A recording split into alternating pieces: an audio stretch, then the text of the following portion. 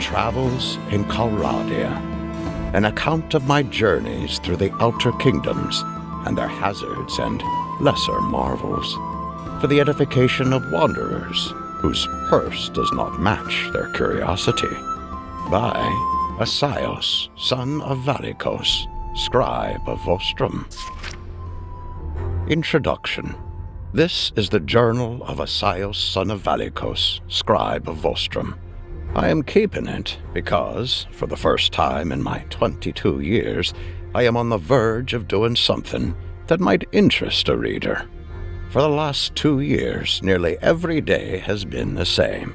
I go early in the morning to the fountain near the law courts here in Vostrum, buy some dried figs, salted bread, and oil for my breakfast, and set out my little table on the marble steps. For the next 8 hours, until sundown, I help illiterate farmers and workmen draw up their legal petitions, charging 2 dinars a page. After the sun sets, I go over to the tavern and buy a bowl of stew and a jug of watered-down wine, and drink with my fellow scribes. Then climb the stairs to the room where I pay a half dinar a night to lay out my bedroll. 9 out of every 10 petitions I draft are inheritance disputes. If you like, I can draw you a map from memory of a half-dozen villages around here that I have never seen, and label every irrigation ditch, oak tree, and rocky outcrop that is used as a landmark to describe the division of fields. Very often such disputes pit brother against brother, and I suppose that is why, a decade ago, my father decided that our family's entire farm in Amikon village would eventually be inherited by my older brother, Valikos, son of Valikos. My significantly less valuable share of the inheritance, given in advance, was my education. That got me work as a marketplace scribe, which is hardly how I dreamed of spending my youth. But I make slightly more than I spend, and perhaps one day I can fulfill my parents' dream of returning to Amikon and taking a wife. I did do one somewhat unusual thing about a year ago. This was the beginning of my stay in Vostrum. Before the Emperor Arenikos died, on the recommendation of a fellow scribe, I wrote an informant's report for the Bureau of Barbarian Affairs. Many have heard of this organization, but have only a vague idea of what it did. The Bureau was originally established to monitor the tribes and kingdoms on our borders, their military strength, their lead-in personalities, their internal rivalries, in a way that would allow the Empire to keep them divided and subjugated. But the Bureau proved so good at its job that they were tasked with keeping an eye on the Empire's internal politics as well. They had informants across the Empire, merchants, scribes, wanderers, noblemen's tutors, anyone with the ability to notice things and the desire to make a few dinars on the side, who they commissioned to write reports. My friend recommended me to the Bureau as someone who spoke to a lot of farmers. At the time, the General Garios was going about the west of the Empire, loudly demanding that state land be distributed to his veterans. And the Bureau wanted to know how his demands might be received around Vostrum. I wrote up a brief summary of what my clients told me, saying that few farmers had heard of Garios, and those who had, though they certainly would not turn down their nose at state land, seemed suspicious of his ambitions. But really, I could not tell how they would react to him if they learned more. For this, I received a fee of 100 dinars and a response from one Istiana, apparently some sort of high official in the Bureau, who thanked me for my honesty. Many correspondents, she said, would talk only to their family's tenants and report back that all the peasants were happy and grateful to the Emperor for all his blessings. Or worse, they would invent plots and rumors and impending revolts in the hope that this would get them more assignments. She said she was glad that my report was a bit muddled. This meant I was truthful, and she might commission more reports for me in the future. But 2 months after that, Arenikos died and the empire fragmented, and I assumed that my hopes of a side career in intelligence work had been shattered along with it. So I was surprised when, a week ago, a peddler stumbled into the tavern one evening, sat down next to me, ordered a drink, then nonchalantly passed me a scroll sealed with the Bureau's emblem, a shepherd's staff and sling. It was from Istiana. She apologized that she had not contacted me in the last year, as the Bureau had indeed ceased its normal operations, with its officials all going off to find work with one faction or the other. But she needed, for the sake of the public interest, to revive her network of informants, both in the Empire and in the Outer Kingdoms, and thus she needed an agent to go and visit them and check up on their circumstances. Should I accept this work, she wrote, I should travel first to Hassan Folk in the Asarai Sultanate to visit one Yathib, son of Bisr, a charcoal burner who would await me in the inn of the Brass Key. In each town she would leave a purse of 100 dinars and instructions on where to go next. I intend to accept.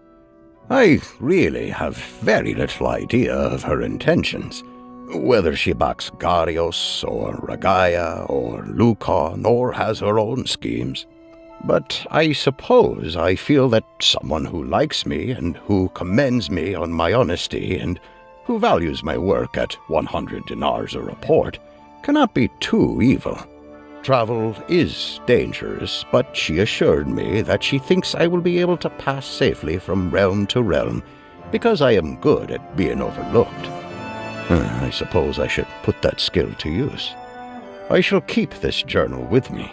It's a dangerous thing for a spy to have, but when I go back to my safe life, hopefully a richer man than before, I shall want to remember this journey. Early spring, Vostrom to Hassan Folk. I set off from Vostrom a week ago. The first leg of the journey to Danustica was uneventful enough. These southern lands are beautiful in the springtime, when wild mustard flowers bloom on the hillsides and villagers hawk fresh honeycomb. The best thing about travel is the chance to buy local specialties that I could never afford inside the city. I saw the usual travelers on the road and passed a caravan or two, but few troops, and heard few rumors of bandits or looters. When I passed Danustica and entered the Chaldea wetlands, there was no one at all. I have never enjoyed crossing the Chaldea. I feel so exposed on those spits of dry open ground between the lagoons, with nowhere to run if robbers come at you, and was hoping to stick close to an Imperial or a Sarai patrol, but there were none. No robbers either. Plenty of mosquitoes, but I had bought some sweetgrass from a Huzite peddler near Danustica and crushed it to rub it on myself, and so they did not bother me. I could also see flocks of flamingos wading in the lagoons, much closer to the road than usual, due, no doubt, to the absence of traffic. My approach once caused several hundred to take to the air at the same time, which was quite spectacular. I found out why the Chaldea was so empty when I reached the Asarai frontier. The Asarai Sultan, Unkid, had little taste for war, but many of his emirs harbored grudges against the empire, dating back to the Kalradian occupation of the Nahassa, and sometimes he let them take a slap at the imperial rump.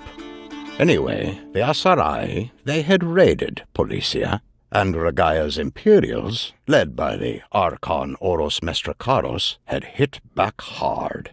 I could see pillars of smoke from Tamna and Shibal Zumar, and when I reached Hassan Folk, I found it under siege. All the bandits chased from the Chaldea were lurking just beyond the Imperial watchfires, so I found an Imperial picket and bribed him to let me slip into their siege camp and stay with his tentmates. Attis was the picket's name. He was an archer. He and his 5 comrades were good company at first. They took my money, but shared their rations and their tent. Mostly, I played tablet with them for half-dinar stakes. They mocked each other constantly. I was told that one of them used snot to wax his bowstring, apparently because he picked his nose from time to time. And they said Otis got terrible farts from cheese that stank up the tent. And so, if they were out foraging, none of them would ever loot cheese, because their code obliged them to share it with them. I felt they were at the same time trying to make me feel comfortable and also show off to me how strong their brotherhood was. But then the conversation turned dark. They had plans for what they would do when Hassenfolk fell, and it involved a great deal of murder, torture, and atrocity. They had marched out of the Empire as a squad of 8, but 2 who strayed away from the main group while looting Tamnu had been ambushed by villagers, and their bodies were found with nose and tongue cut out.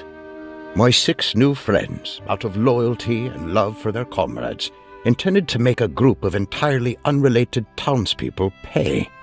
Anyway, I do not believe they had their chance to wreak vengeance on Hassenfolk. The second morning after my arrival, the camp suddenly erupted into activity.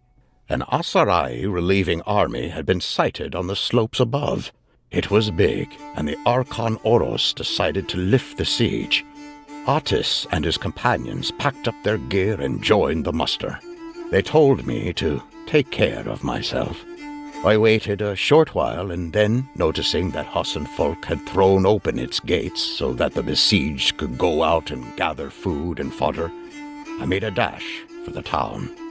Once I was inside, I made for the Inn of the Brass Key, where the tavern keeper had broken out a cask of the local beer to celebrate the break-in of the siege. About 2 hours later, a rather ragged-looking man approached me and told me he was Yatheb. He was, as Istiana said, a charcoal burner. He downed a mug of the beer, a slight sweet brew made from mashed dates, then opened up with a gush of information, mostly troop numbers and the state of preparedness of various Asarai castles, which I wrote down for him to send to Istiana. He was illiterate. I remarked that he seemed a very thorough agent for a charcoal burner, which I suppose was condescending, but he did not take offense. Next to servants and prostitutes, Yatheb said proudly, charcoal burners are the very best of informants. The Asarai lands have few trees, and charcoal burners venture deep into the back hills searching for the acacias and tamarisks that grow in canyons. Because they are so vulnerable to robbers and wild animals, they form a tight-knit brotherhood to pass on information to each other. Yatheb told me that Istiana instructed me to proceed to the house of one Safan ibn Nasu in Hubyar, which I will do. He says that Ibn Nasu is a merchant and a well-regarded patron of Hubyar's poets and entertainers, and that his house is a center of gossip, which makes the man a splendid informant. If I survive the journey, I should at least look forward to a well-set table and interesting conversation. Mid-spring, Hassenfolk to Hubyar. I arrived safely in Hubyar. It was not a difficult trip, as it turned out, but it was a little unnerving. I attached myself to a Hubyari caravan that set out home as soon as the siege was lifted. We weaved our way through the canyons of the eastern Jajari escarpment, watering our animals at the village wells. Just south of the village of Mosum, our scouts spotted a group of men in dark cloaks perched on an outcrop blocking our path. According to the caravan guards, these could be none other than the Bani Zalal, the Sons of the Shadows, a criminal brotherhood that haunts these hills, sometimes at peace with the Asari Sultan, but currently at war. Our caravan leader ordered us to backtrack, but the Bani Zalal pursued. We fled, jogging alongside the camels. holding onto their halters for that little extra speed, trying to keep up a good pace without exhausting ourselves. A wind kicked up a dust storm, and at first we hoped they'd lose sight of us. But between gusts, we could see those relentless dark figures coming ever closer. Just when it seemed that we were on the edge of exhaustion and could run no more, we heard shouts ahead of us. It was the Emir Tais al-Kildi returning from Hassan Folk. The Bani Zalal fled rather than face his grim Mamluk horsemen. After we caught our breath and given thanks to the heavens, and drunk a bit of water, we set out again in the Emir's wake. A couple of Tais's outriders lagged behind to guide us along, and told us that the Asarai had won a great victory at Hassan Folk. The Imperials had tried to march away, but were trapped against the Nar al-Khal's river and brought to battle. Pelted with darts and arrows, the Imperials had been forced to attack uphill and were soundly beaten. Maybe Attis and his companions escaped.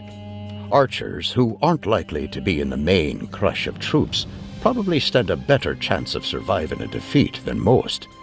I hope I don't meet them again. We tagged behind Tais's forces to the gates of Hubyar and washed away the dust of the journey in the clear spring waters that flowed through stone-cut channels from the nearby cliffs. I then presented myself at Sathan's townhouse to see if the tales of his hospitality were true. Sadly, they were true, but out of date. A servant informed me that the merchant himself was not taking guests, and hurriedly pressed a sealed letter from Istiana and a purse of dinars into my hands. The master had repented of his dissolute ways, the servant said, and had given up wine, dance, and song. Espionage, too, apparently. I heard the full story at the local caravansary. Apparently, one of Sathan's guests had composed a verse mocking the notoriously ill-humored Al-Kildi clan for failing to prevent their daughters from slipping away to spend time with the young men of more fun-loving noble families. Word got out to the Kildis, and they sent soldiers to smash Sathan's wine vessels, beat his dinner guests, and let him know that he'd better get used to a more austere lifestyle. I wrote to Istiana that she may wish to find herself a new informant in Hubyar. I found an inn and tempered my disappointment with a bowl of the local soup, poached eggs, and a mutton broth with copious amounts of fenugreek, vigorously boiled in huge cauldrons so that huge green bubbles of herby froth kept erupting to the surface. Istiana tells me that I will travel next to Kuyaz.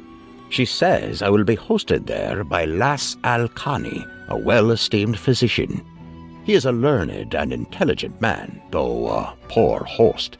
He is likely to offer me, in place of wine, a concoction of bitter melon and herbs which he insists is good for the circulation of the blood. She said she could not evaluate this claim, but she could attest that it was an effective purgative. Mid-spring, Hubyar to Kuyaz. The journey to Kuyaz was comparatively uneventful. I was glad to have a chance to pass along the coast, to sniff the wild thyme and the salt air. My mother was born in this region. My father, who was briefly a sailor, had met her in Sanala and brought her to the Empire. I stopped in Sanala and had a dish of sardines cooked with almonds and raisins and fennel, a dish my mother used to make. They used much more oil than she would have, and it was of poor quality and slightly bitter, but the fennel was good and fragrant and carried me back to my childhood. I am glad I ate well on the journey, for Lass lived up to his reputation. I never met a more compassionate soul nor a worse host. If you were not bleeding, feverish, or puking your guts out, it was as though he stared right through you. When I arrived at his house, he muttered a welcome, then dashed off. The Emir had returned from the Battle of Hassan Folk, and there were bones to be set, wounds to be cleaned, and infections to treat. Lass didn't even offer me his bitterly circulatory concoction. But his 2 servants took pity on me and brought me some stuffed sausages from the marketplace, begging me to eat them quickly lest their master see the food and give me a lecture on the cleanliness of street cuisine. Lass returned later and spent the rest of the night dictating orders to his servants for willow bark for fevers, aquavit to clean wounds, and silk for bandages. I noticed the servants took far more silver than necessary to pay for these goods, and made some comment to one of them about it. The servant explained that their master never remembered to pay them, as he spent all his money on medicines for strangers, so they pilfered freely to make ends meet. Lass never noticed. Well, needless to say, the silver Istiana had left with him for me was long gone. I compiled a report of what little intelligence I had for Istiana, and I hope he remembered to deliver it. The one upside is that I had the chance to spend time in Lass's library, looking at medical texts. Many were in the imperial tongue. That is how I came to know about willow and aquavit, which is useful knowledge, and some in Nahasi and Darshi, which I can read haltingly. Most intriguing to me were a handful of texts in ancient Conic, full of dashes and swirls and inscribed circles. As a child of the Parasic Sea, I would very much like to learn one day this language of my distant ancestors. One particularly depressing text was an imperial encyclopedia of all the books known to have been written in Conic. Perhaps 1 out of 20 had been translated into Calradic, and thus were recopied and preserved. The vast majority of the rest had been lost, eaten by rats, rotten, or maybe even burned deliberately. One of the servants spotted me reading and told me that, for my own good, I should put the book down. The Conic lords ruled by bending jinn and demons to their will through unholy sacrifices, he said, and their books are cursed to this day. I would have scolded him for speaking ill of my forefathers, and his forefathers too, I suppose, but he had fed me earlier and was now trying sincerely to protect me from black magic, and I thanked him for his concern instead. People speak highly of Kuyazi cuisine, so I wanted to try something there other than market-stall sausages. Before I departed, I spent 3 dinars on a dinner of grilled mackerel and chickpeas in a tavern down by the port. I suppose the quality was good, but the chickpeas were doused in lemon and the fish was coated in a sesame paste, which overwhelmed the other flavors. Istiana left word that I should proceed to Provend, where my contact would be a hunter named Gosart. Early summer, Kuyaz to Provend. I travelled up the Biscan coast, and at first I found the Vlandian lands quite pleasant. The south is warm and welcoming, with lush green grass and occasionally great red fields of poppies in those pastures left fallow. But as you get further north, cool winds blow in from the western ocean. In some places, sheep graze overlooking the sea cliffs. In others, thick woods creep down almost to the shoreline. Villagers let travelers sleep in their barns for a few coppers, and you can breakfast on porridge mixed with a bit of butter. I must learn never to be lulled into complacency by a bright sun and a nice breeze. Just a few hours south of Provend, the road took a turn through the forest. I had seen little sight of other travelers that morning. I suppose they knew better and took a different route.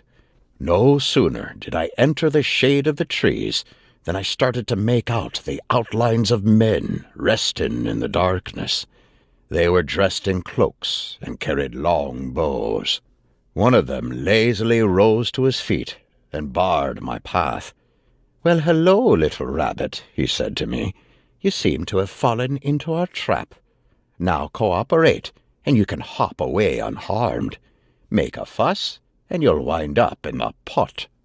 They searched me thoroughly and took my purse. Between Istiana's unreliable payments and travelling expenses, I was down to only 50 dinars, which I suppose was lucky. They then patted me on the back and put me back on the road to Provend. Not knowing what else to do, I continued on my way, asking on the outskirts of Prevent for Gosard. I found him soon enough in his hunter's hut outside the walls, with the paupers and immigrants and fugitives that live in such places. The place was hung with dead pheasants and rabbits and curing meat, and stunk to high heaven. I told Gosard of my mishap, and, with barely a grunt of explanation, he wandered off. An hour later he returned with my purse, which seemed to have been untouched. He was not one for words, but he explained how he got the money back. In Vlandia there are strict laws against poaching, and virtually every hunter has been outlawed once or twice in his life. Usually they rob for a few years and, if not caught and hanged, pay a bribe to have their outlawry lifted. So there's a bit of brotherhood of woodsmen around every town, and it's a point of pride among them that they don't rob anyone under a fellow woodsman's protection. Gosard told me not to be so damned careless, because if this had happened in any other district, he'd be able to do nothing for me. I had imagined that Prevent was still old Imperial Paravanos, the shining city we heard about in folk tales and songs. But it takes only a few generations to transform a place, I suppose.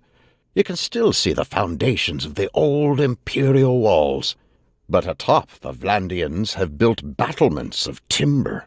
There are no forums, nor plazas, no marble. The houses are close together, and the passages between them are dank and smell of moss and animal urine.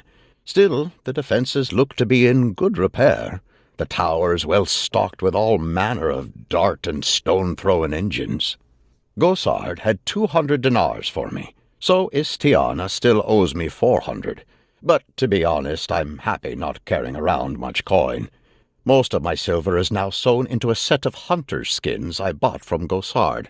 Everything chafes and itches, but I hope I look like a less tempting robin target than before.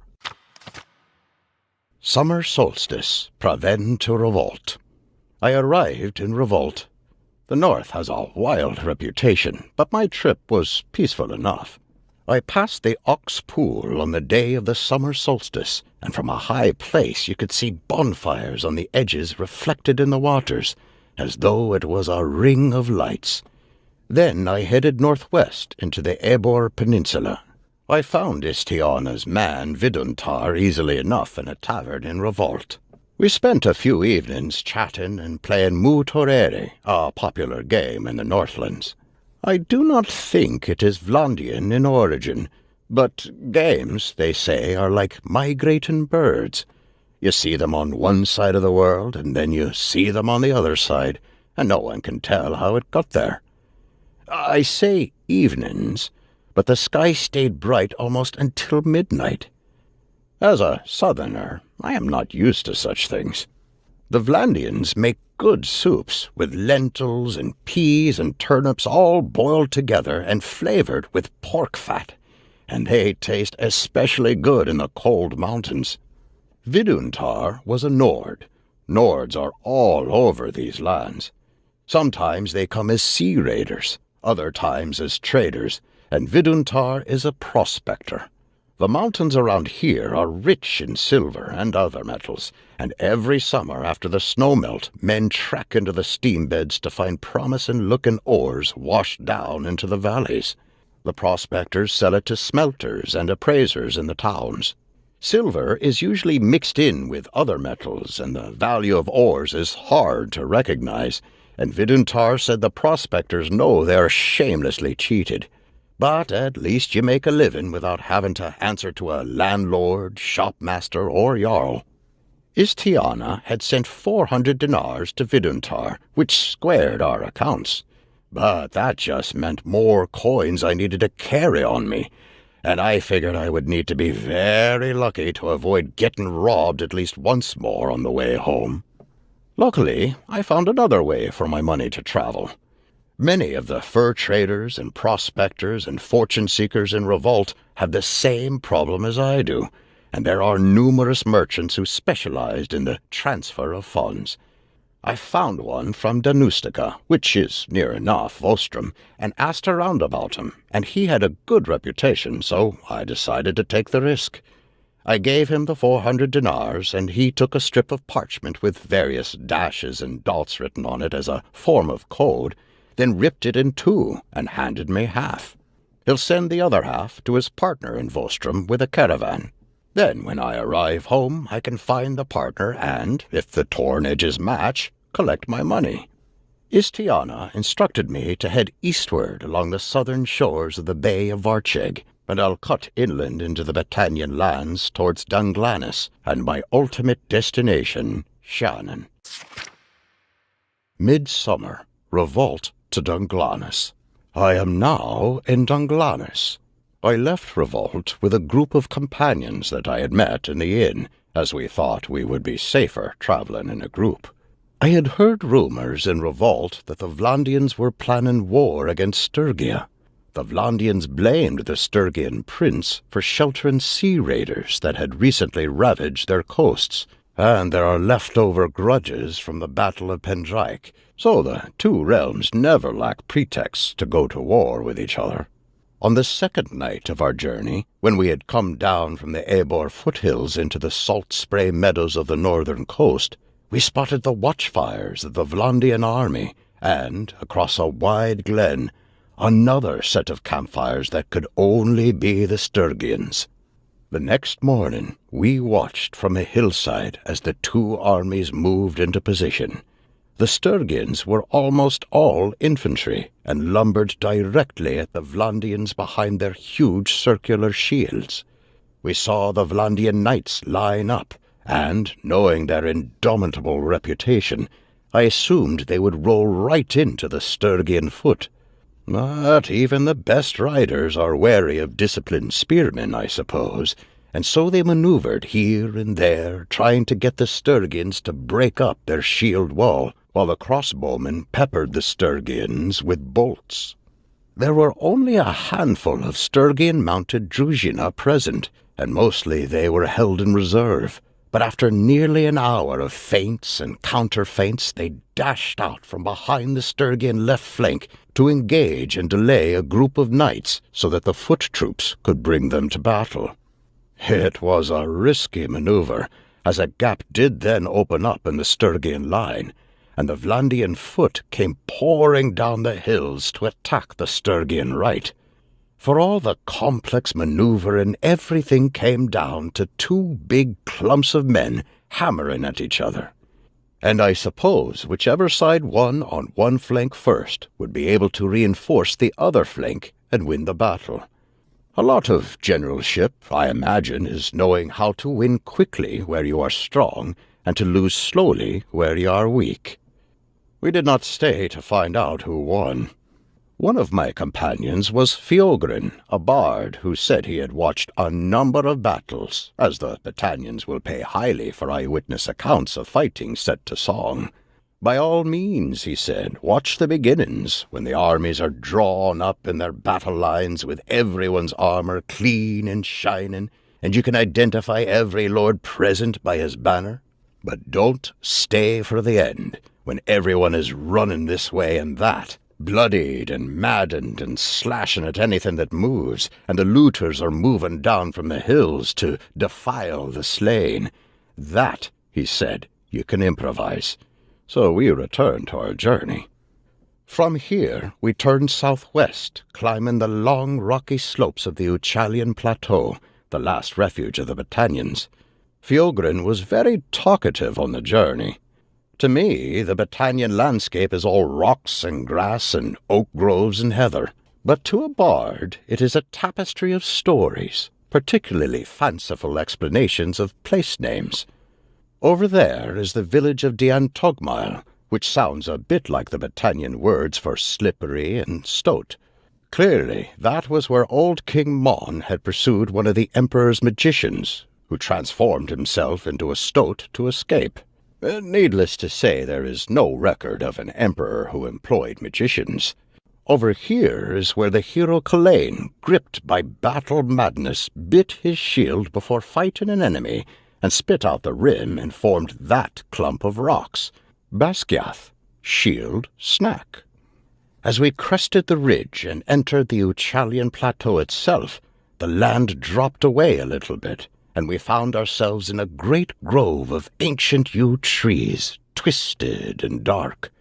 The Battanians take the trees on the outer edges to make the staves for their bows, but, according to Fjorgren, those in the center are sacred. Centuries ago, he said, the holy men of the Battanians hung human sacrifices from the tree limbs. He says that the practice has long since died out, but it was hard for me to stare into the darkness and not imagine bones and skulls in the rustling upper branches. At last we came to the Lyn Tiwel, the dark round lake at the center of the Uchalian, and a few hours later we came to the citadel of Dunglanis on a great rock overlooking the water. In the south we imagine the Battanians as tattooed savages living like beasts, but their houses are large, with high thatched roofs. 30 or more people may sleep in one each night, and their fortifications are indeed impressive, when they're in good repair. Dunglanis is a mad jumble of walls and towers, some crumbling, some ready for war.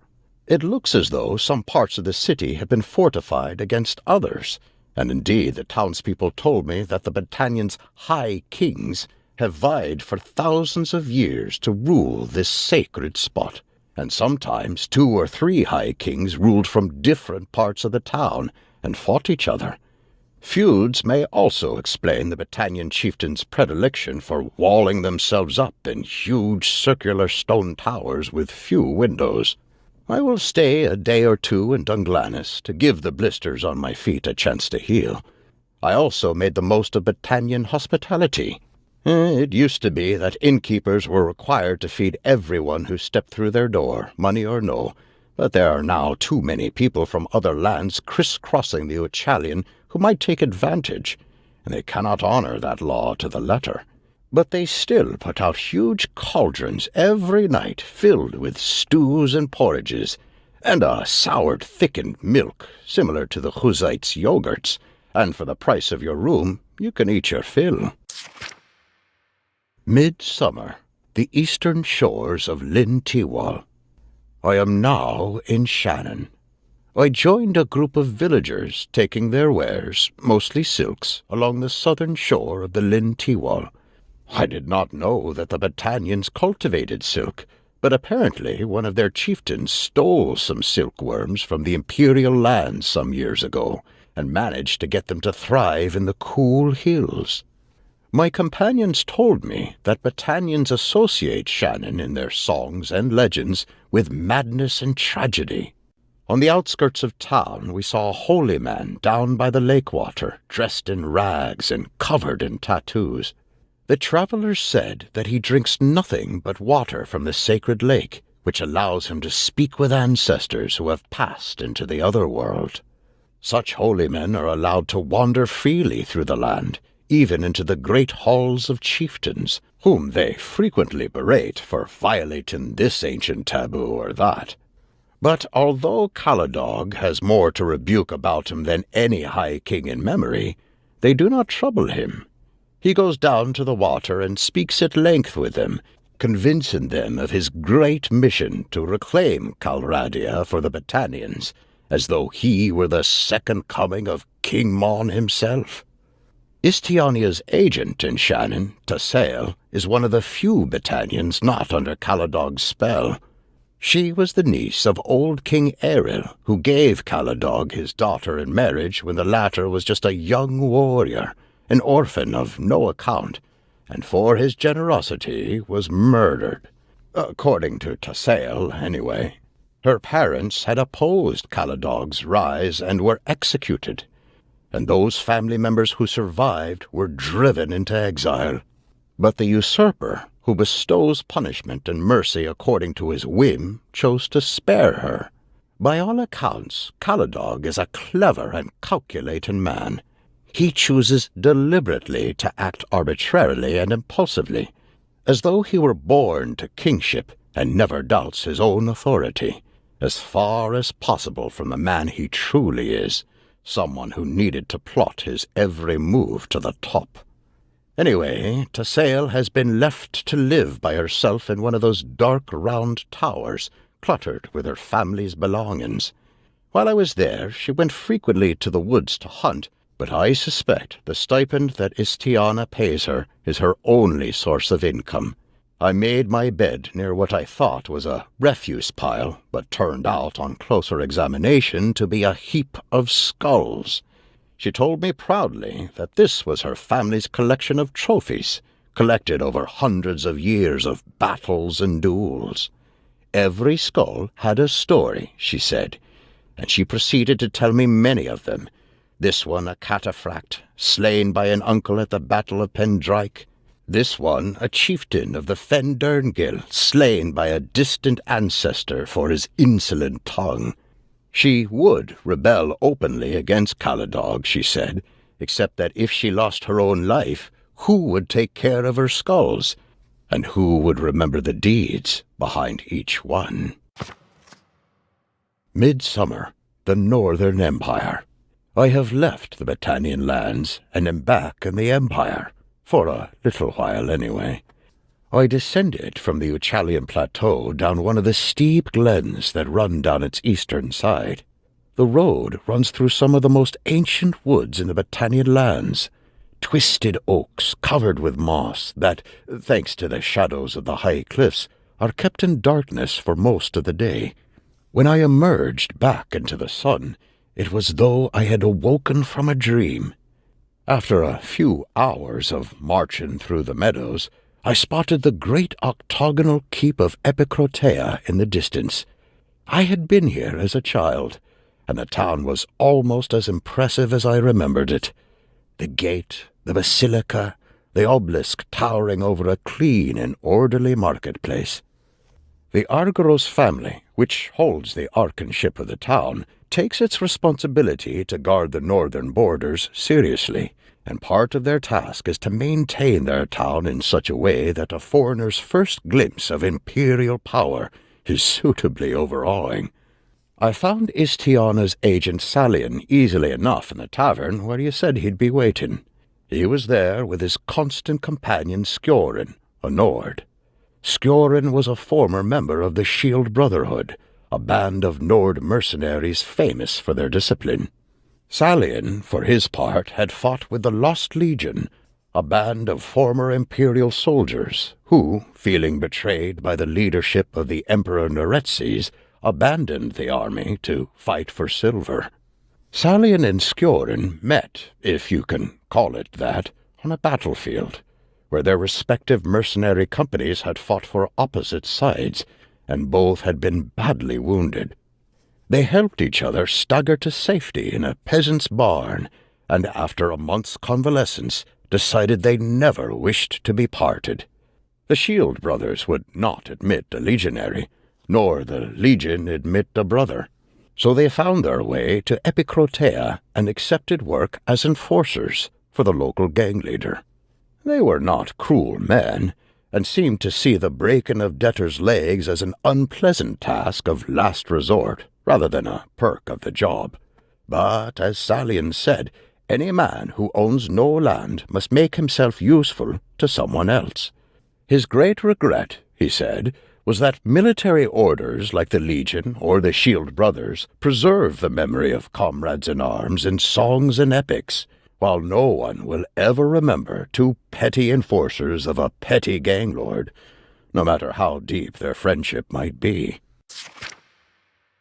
Late summer, journey across western Sturgia. I set off from Epicrotea, journeying towards the Sturgian city of Omor. The trip, again, was uneventful. The southern Sturgian lands look much like the northern end of the Vlandian kingdom.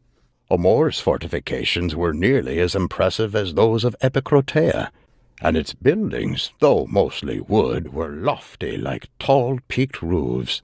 In the south we tell tales of the Sturgians as though they were half-wild man-bears, cousins to the wolfish Battanians, obsessed with war. When I entered the gates, I saw the Boyar Olek ride by, and he really was an image out of a southerner's nightmares. all bearskins and metal and beard and a great scowl on his face. But the townspeople all look and dress much like imperial citizens, save for the fur-lined hats. They are not so much in love with war as commerce, specifically commerce in furs. Everywhere I looked, bearded men and fierce-looking women were counting pelts, inspecting pelts, weighing pelts, and bundling pelts onto caravans. There are no ancient lineages up here. Even the haughtiest boyar remembers that, no more than a few generations back, his family was not much richer than anyone else, and it is fur that transformed this land from quiet woods into the thriving realm it is today. Istiania's agent Zorgon was a merchant here. He was very curious about my travels, especially about prices and availability of goods. He spoke mostly about politics. His outlook and prejudices reminded me of my own father. When things went wrong in a kingdom, it was always because the prince, hungry either for power or the adulation of the mob, had refused to listen to the wise old men. Zorgan's family was from a leading family that had sat on the Vieccia, the town council. Ragnvald's father had dismissed them, threatening to hang them for treason when they balked at paying for a war. In the old days, he said, anyone could summon the Vieccia just by ringing a great bell in the marketplace. Ragnvald's father had melted down the bell and used it to make bronzed helmets for his Druzhina bodyguard. Zorgan was a great admirer of Olek. Olek, he said, was leading resistance in the Sturgian Council of Boyars to a law that would allow Ragnvald to hire one of the mercenary bands of the north, possibly the Shield Brothers, and place them under royal protection. This would give him troops that would rally to his banner more quickly and readily than the boyars, without needing to raise taxes. But Zorgan griped that this would mean that foreigners would go strutting around the realm as though they were boyars. He said that some boyars who licked Ragnvald's boots would back the law, but men like Olek, who recognized that Sturgians had pride, would never stand for this. This, too, was like my father. When it was the Archon against the local landowners, then the Archon was a bumbling, warmongering, nose-in-the-air spendthrift aristocrat, ignorant of crop prices and the cost of hired labor, and thus unworthy of wielding any authority. If it was the Archons against the Emperor, then they were the last defenders of ancient freedoms. Late summer. Journey through the Sturgian woodlands. As per Istiana's instructions, I set off from Omor a week ago, and am now in Sibir. Olek had recently swept the route of bandits, and thus it was safe to travel alone. High summer is a glorious time in which to travel the woods of the north. In the weeks before the harvest, with the grain growing high, the farmers put aside their day-to-day tasks to forage the wealth of the forest. In the villages where I stopped for the night, I ate honeycomb, mushrooms, berries, and dried venison bought from roadside hawkers, washed down with dark beer made from rye bread. From time to time I caught a glimpse of fires burning in the woods off the trail. Villagers told me these were the forest people, who called themselves the Vaken, burning down a swath of woods and sowing their crops. They say that the cleared land gives great yields at first, and a Vaken must work less than a Sturgian to feed himself and his family. But it is quickly exhausted, and so the Vaken must move about from place to place. Istiana's man Arto in Sibir, himself half Vaken, told me a bit about his people. No one could say whether they came to this land first or the Sturgians. For as long as anyone could remember, he says, the two people have intermingled. Sometimes they trade, sometimes they fight, much in the same way the Asarai live side by side with the Bedouin of the desert. Sibir was a town much like Omor, the same tall wooden halls with great ceilings, the same bustle of trade in furs and lumber. The people here seem to care less about politics than the people of Omor. Perhaps it was because the Grand Prince is far away and the Hussites are near. Early autumn. Journey across Iltan portages to Baltakand.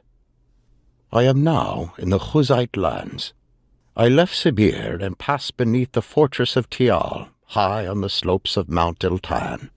Then I headed over the Iltan portages, which are to the north what the Chaldea is to the south, a route by which ships transit from the outer ocean to Kalradia's eastern rivers and lakes, hauled over narrow bridges of land and floated through lagoons.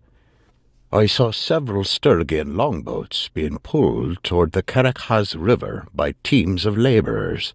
Some of them, I am told, were prisoners.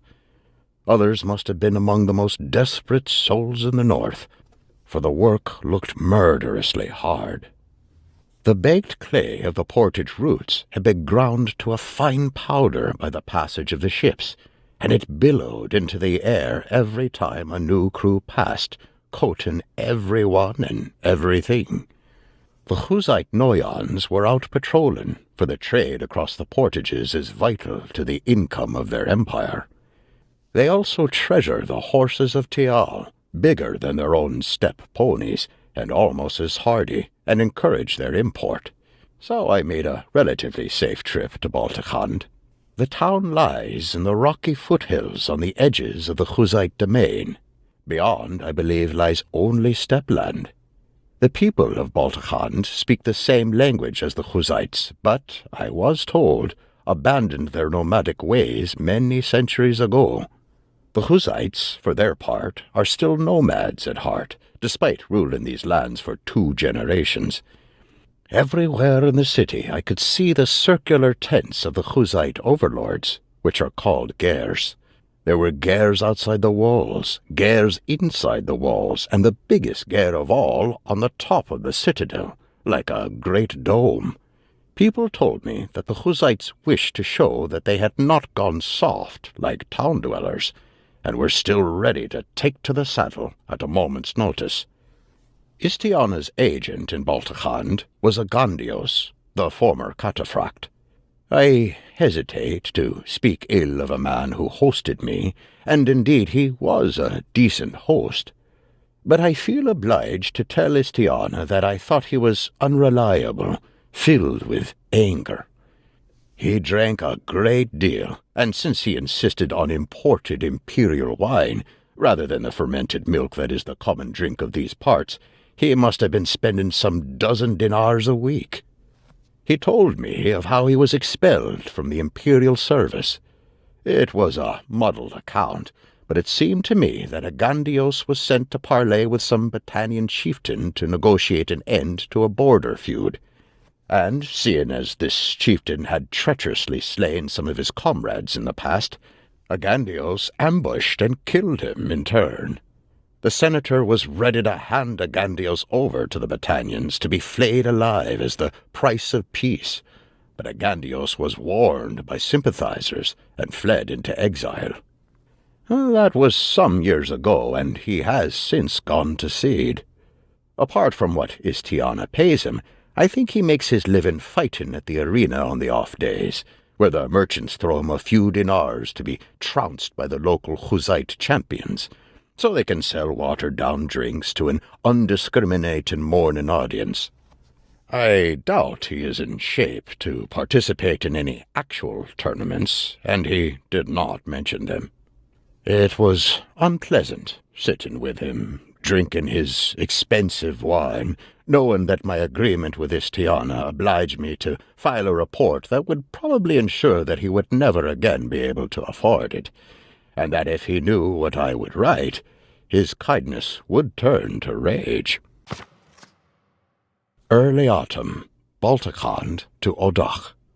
The trip from Baltakand across the Devseg Plateau went well. This time I traveled alongside Istiana's agent Aton. Her people, the Karakergit, are still nomads. I met her near her tribe's summer encampment on the outskirts of Baltakand. They spend the warm months in the north, on the higher mountain slopes, where the grass is thick and lush. Fortuitously, their migration route south to their winter grazing grounds took me to my next destination, Odach. Like many Carriget women, she carried a bow, saber, and lasso, and took her turn riding patrol around the herds of sheep and horses. She told me that it takes a half-dozen riders to safely move a herd, and that her people were constantly short of manpower. In the old days, when the Karakergits were only one of many tribes living the nomadic life, it was easy for her people to find wives and husbands. But today, few other clans are willing to send their children to live the hard life out on the grasslands. To make matters worse, she said, it is next to impossible to prevent the herds from straying onto ever-expanding farmland, which means that the Karakergits were constantly engaged in small battles with one village or another. Atten said that in the old days a Karakergit maiden would not marry a man until he had slain his first enemy. Today, she said, she'd settle for a man who'd merely wounded someone, although she knew it would be a rocky marriage, as she had killed 2 of Con Monchog's men in a skirmish, and husbands often become quarrelsome and turn to drink when married to a more accomplished wife. The Karakergit often stopped alongside the road to trade with passing farmers and other travelers.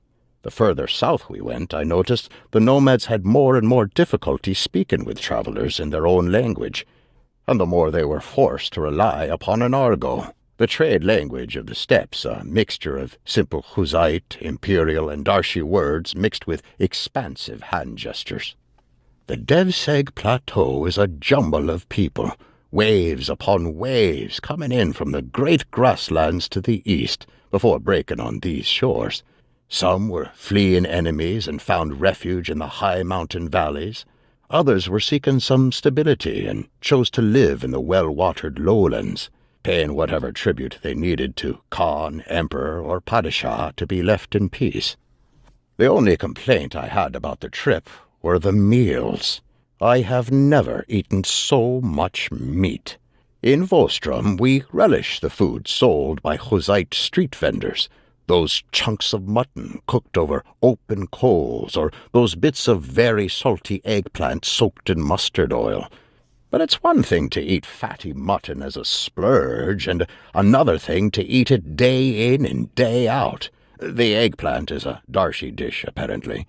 Whenever I had time near a village, and that village had no ongoing feud with the nomads, I tried to pick up a few extra loaves of bread.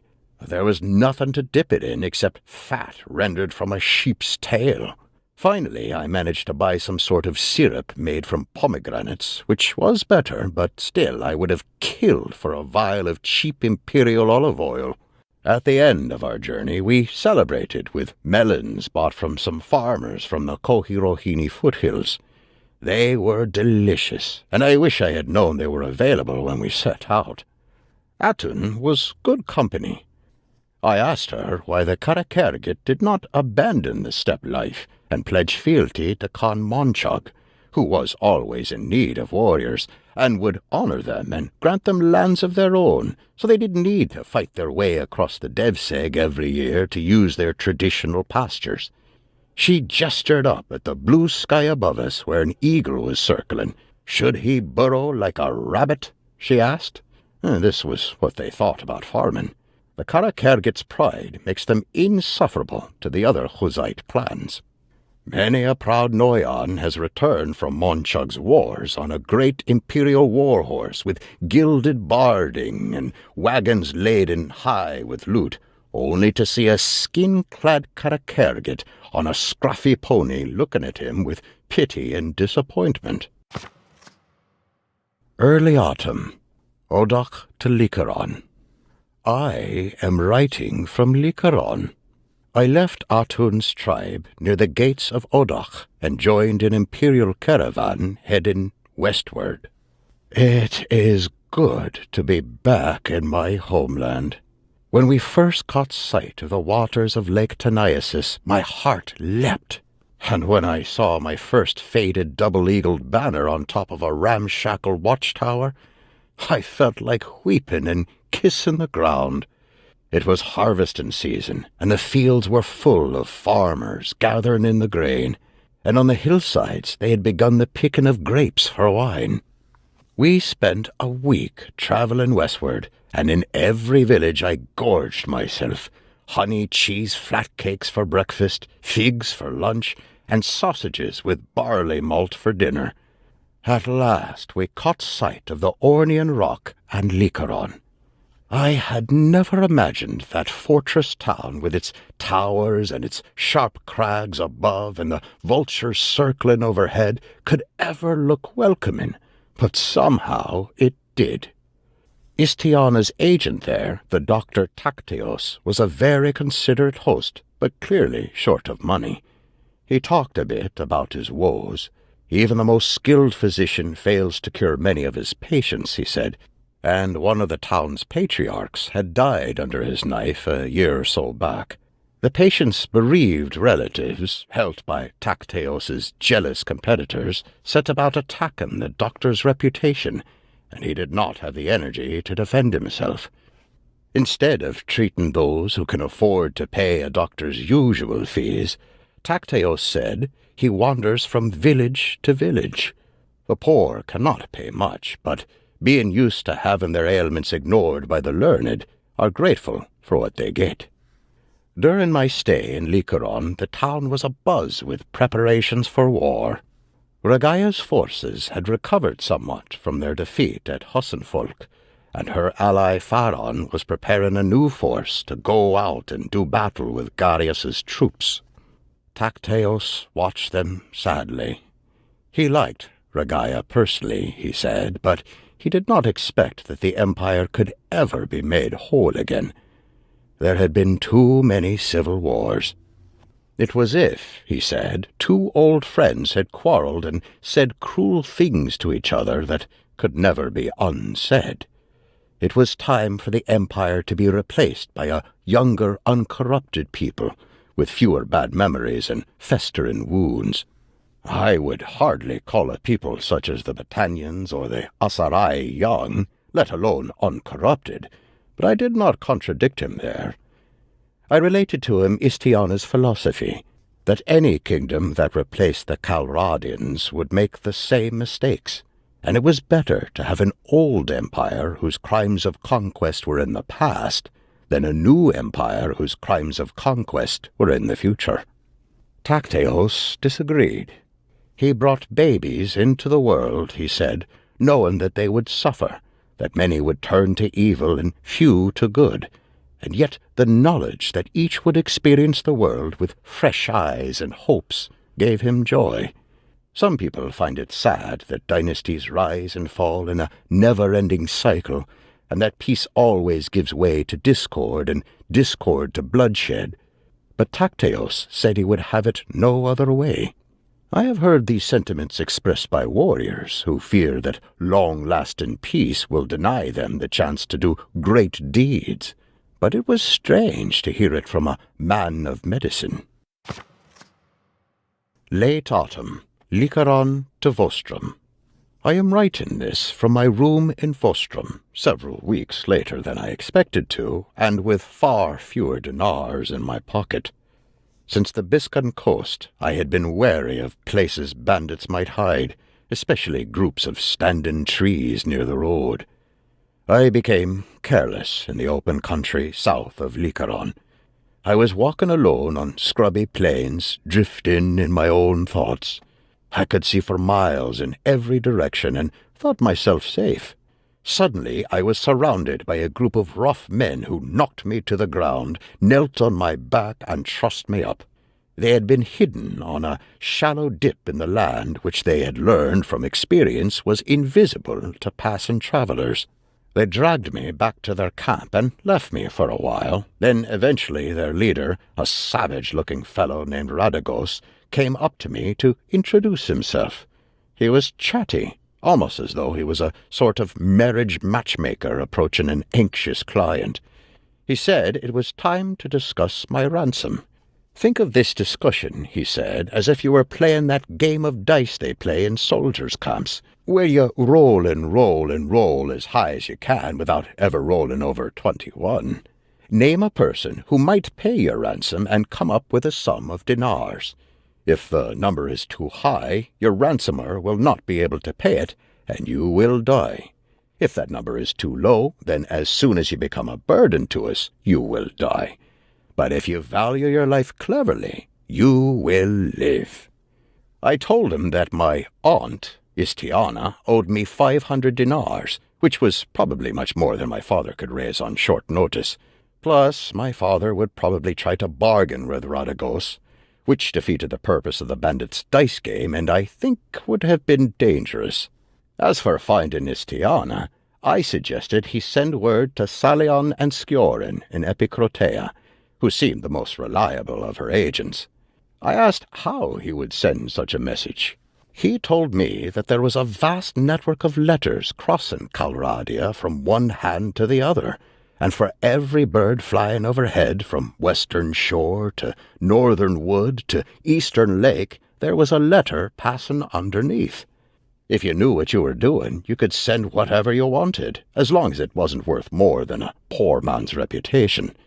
Why, he could chop off my finger, wrap it in linen, look up a peddler who he trusted, and give him 10 dinars and the finger. Then the peddler on his journeys would find a charcoal burner he knew, and give him 8 dinars and the finger, and the charcoal burner would pay a shepherd 6 dinars, and so on down the road until at last Istiana, wherever she was, would unwrap the linen and receive a bit of extra motivation to pay my ransom. As for sending and receiving money, he could do that too, with a little extra trouble. I thought of the bit of torn parchment from revolt in my pocket. I asked Radagos how I could be sure that he would release me if Istiana paid. He told me there were 2 kinds of bandits, bloodthirsty ones and greedy ones. Bloodthirsty bandits die very quickly, if not at the hands of their victims' vengeful families, then at the hands of their own men. For it's a chancy thing to follow a man whose word cannot be trusted. I should be lucky in that I was in the hands of a greedy bandit, he said. Indeed, emperors and archons should welcome greedy bandits to their domain, for they keep away the bloodthirsty ones, and impart order to the business of extortion and abduction, the second oldest profession. He said that he suspected that honorable greedy bandits created the first kingdoms, having learned it is better to shear and milk sheep than to slaughter them. These conversations took place over a period of several days, and believe it or not, they were comforting to have, because there's a lot that rattles around your head when you are trussed up by a campfire at someone else's mercy. But then Radagos's group had to pack up and move to a new hiding place, because the local Archon Pharaon was not in fact grateful to have greedy bandits in his domain. We marched up into the hills until the dust of Pharaon's patrolling horsemen on the plain died down and hid in a canyon. And then it rained, and the canyon was flooded, and we were trapped for a few days. I suppose 500 dinars was a good price, because they gave me hot soup and blankets and kept me away from the other captives who coughed all night and shivered with fevers. A travelling musician brought Istiana's reply, and then one of Radagos's men went into town and came back with a purse. The 500 dinars were all there. They blindfolded me so I could not find my way back to their hideout, strapped me on a mule, and dumped me just out of sight of the gates of Vostrum. There is more to write, but I am very tired now. Late autumn. Vostrum. I am in Vostrum. There are reports that Khan Monchug has declared war on the Empire and is approaching with a huge army. People say that Regaea's forces are busy with Garios and that she will not be able to defend us. Most of my fellow scribes have fled to their home villages. I should probably flee too, but I am very tired.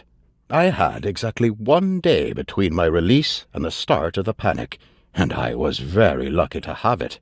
I couldn't get my old room back in the tavern, but I got the owner to give me a smaller one down the hall. Then I went to the local agency of the merchant with whom I had left my money in revolt, and presented the torn piece of parchment. Sure enough, they had a matching piece, and handed me 360 dinars, 400 minus a 10th part commission. I took the money into my cloak and went to my room to sleep. That evening, the rumor started to spread. Rich city folk packed their goods and set out for safer parts of the empire, while the poor country folk flooded in through our gates in the opposite direction, seeking shelter within our walls. There was a lot more of the latter. I awoke in my room and came downstairs to find refugees camped out between the tavern benches and spilling out in the street. Many of the merchants had boarded up their shops, including the agency where I'd picked up my money. If I'd been freed one day later, or had delayed taking care of my business, I'd be sleeping in an alley penniless. But things are bad enough. Our town had never invested much in fortifications. Compared to Lycaron or Epicrotea, our walls are not much to look at. They are low, and the stonework is crude. They seem to rely on an excess of mortar and timbers. There is an abandoned olive orchard about a mile from the gates.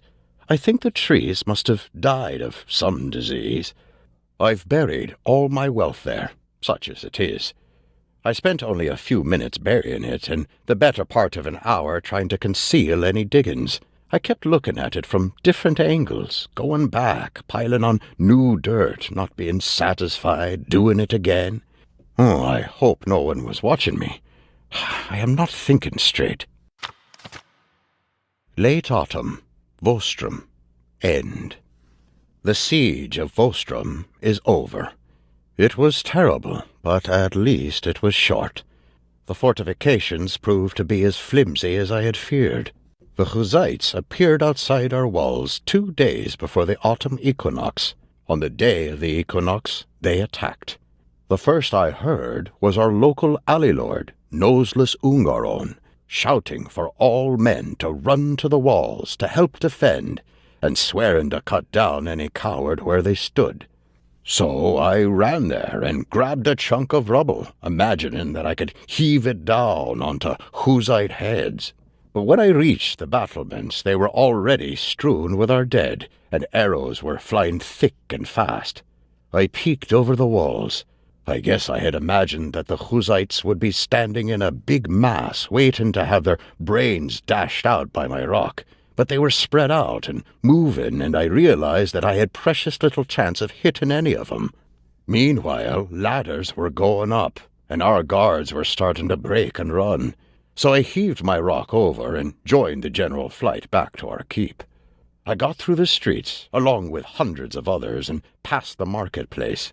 We were halfway up the citadel stairs, all scrambling and stumbling over each other, and we could see Hussites starting to enter the marketplace. And then we heard from up front that the gates to the keep were already closed and barricaded, and that was maybe the worst moment of my life.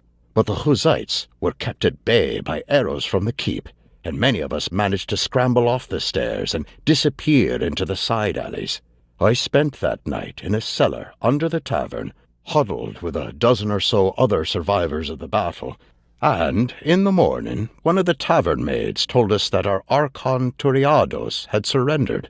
The fighting was over, and it was safe as it would ever be to go out. They say that when Urkun's hordes first swept in from the east, they slaughtered the inhabitants of any city that did not surrender, and erected pyramids of skulls. Well, 2 generations have passed, and the Hussites have learned that skulls do not pay taxes. They spent a day and a night looting, but it didn't seem like they had killed too many people, and after that they wanted to get Vostrum back on its feet again. And this is when I had a bit of luck. I was gone out to the walls to get water and firewood, and was coming back, and a Hussite archer was monitoring the flow of people back into town, running his finger over everyone's hands before letting them through. When he found the writing callus on my finger, he asked me what I did, and when I told him I was a scribe, he clapped me on the back and said that finding me would get him as great a reward from his noyan as if he'd killed a cataphract. During the looting, someone had thrown a torch into the archives of the basilica, where debt and property records are kept. Somehow the debt register always gets burned when order breaks down, even when other buildings are left untouched. Well, the Hussites didn't care about anyone's debts, but no property records meant no taxation. So they were going around asking local villagers to re-register their landholdings and threatening to confiscate any land that remained unclaimed. They barricaded up the marketplace, plopped me down by my old fountain under guard with a set of pens and a mountain of parchment, then threw open the barricades, and a huge press of farmers, artisans, and landowners surged in. They crowded around me, and from mid-morning until dusk I scribbled as quickly as I could. These acres on the north side of this stream in this village, or a half-share in this or that weavery. And more than a few of them pressed a few pieces of silver into my palm to make sure I didn't miss a detail or forget to add their claim to the pile. When I was done, I found no less than 700 dinars in the folds of my cloak, about what I'd make in 6 months' work as a scribe. A few days later, I returned to the dead orchard and found my cachet. Together, this made well over 1,000 dinars. Now this was a sum that I could take back to my village and buy enough land that a respectable family might think about marrying their daughter to me. Obviously, with robbers on the roads, I could not count my chickens, sheep, cows, and acres before they were bought, but my goal was in sight. I felt a bit drunk. As I was walking back to Vostrom, my mind in a daze of dreams, a Hussite rider appeared on the road ahead of me. I was delighted and startled to recognize the horseman, or horsewoman, I should say, for it was Atun. "Did the eagle get a taste for burrowing?" I shouted. "Are you fighting for the Khan now?" She looked glad to see me, and told me even eagles get tired of hearing everyone in their clan gush and admire someone else's imperial loot, and may desire some of their own. We chatted a bit about our journeys, and she told me a bit about the bickering of the victorious Noyons as to who should receive Vostrom. Then I did something rash. I told her that I had managed to save a bit of money, and asked her if she would consider marrying me. I said that I had never killed any enemy, but there was a good chance that my rock had at least bruised someone. Better yet, I had no desire to kill anyone, and thus I would never be jealous that her count should exceed mine. She laughed, and said that this was indeed a point in my favor. She told me that she would consider it. Then she bid me farewell, tossed her hair, and rode off to the Hussite camp. If she does indeed consider it, even for a few minutes, then I suppose it will be the greatest honor anyone has ever done me. I shall now return to Vostrom, draw up a final report for Istiana, settle my tavern debts, and make my preparations for my return to my village.